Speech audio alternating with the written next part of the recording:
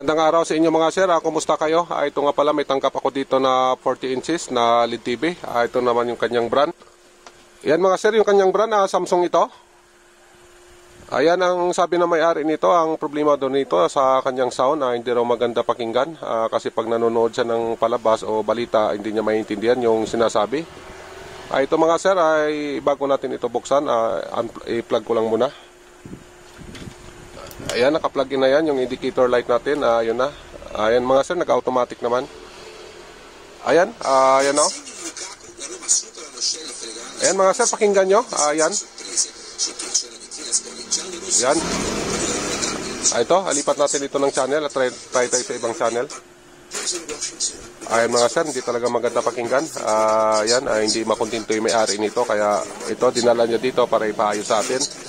Ito mga sir, share ko lang sa inyo ito kung anong problema ng unit na ito. Alamin natin, buksan ko lang. Ito, patayin ko lang muna. Ito mga sir, nabuksan ko ng unit. Ito, pakita ko lang yung loob nito. Ito yung kanyang power supply. Dito naman sa kabila yung kanyang mainboard. Ito mga sir, yung kanyang T-con board. Ayan. Yung top board nga pala nito, ayan, nakasarado ito. Di natin yan, ganyan lang. Ito, balik tayo dito sa kanyang speaker at check natin ito. Kasi dito mga sir, may napansin ako dito. Ayan o, yung kanyang speaker, ayan. Yung kanyang pinaka-con dito, ayan o, wala na. Ayan mga sir, at saka ito, may mga debris sa dito. Yan mga sir, yung kanyang debris, dito galing yan. Dito sa gilid, ayan o, dito na side. Ito, tumutunog pa naman kasi ang coil nito buo pa. Kaya nagkaganon yung kanyang tunog kasi nga dahil dito sa gilid na ito. Wala na. Bali ang nangyari ito na. Nagkalaglagan na mga sir. Ito tayo sa kabilang speaker mga sir. Ito. Yan, pakita ko rin sa inyo ito. Ayan mga sir, same lang din sila. Ito, wala na rin yung gilid nito. Ayan o. Ang nangyari ito, nagkalaglagan na rin. Ayan mga sir, yan. Ito, papalitan na natin ito kasi nga sira na ito. Hanap na ako ng pamalit para i-try din natin kung anong pagkakaiba. Napalitan na natin ng speaker. Ito yung pamalit natin. Ayan, malaki ito kumpara dun sa original niya.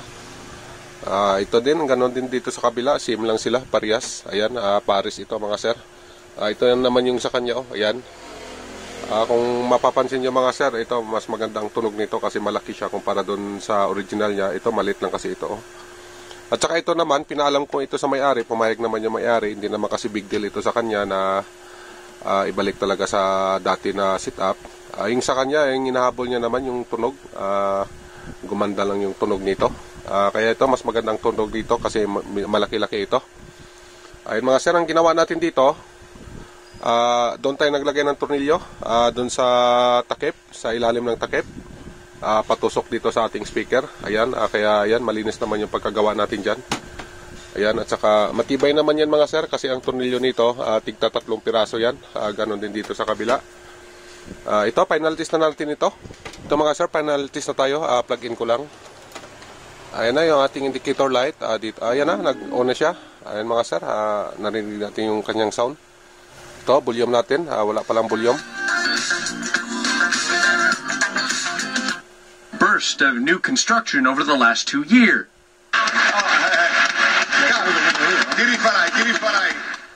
Ayun mga sir, malakas masyado ang volume.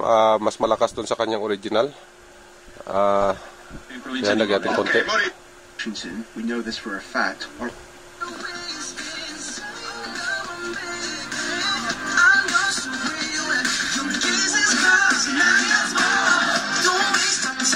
Ayun mga sir, okay na ito. Ayan, maraming salamat nga pala sa oras nyo. Sana makatulong itong video na ito, pag-share ko sa inyo. Ganun lang naman yung ginawa natin. Nagpalit tayo ng speaker, DIY yung ginawa natin kasi wala tayong pang-replace. Pero ayan, ang resulta niya okay naman, maganda naman. Mas maganda pa doon sa original niya kasi ito, mas malakas ito. Hanggang dito na lang mga sir. Kung nakabinipit kayo, pahingin na lang ng like dyan at saka subscribe. At ayan, mag-iingat na lang kayo lagi. God bless inyong lahat. Bye-bye.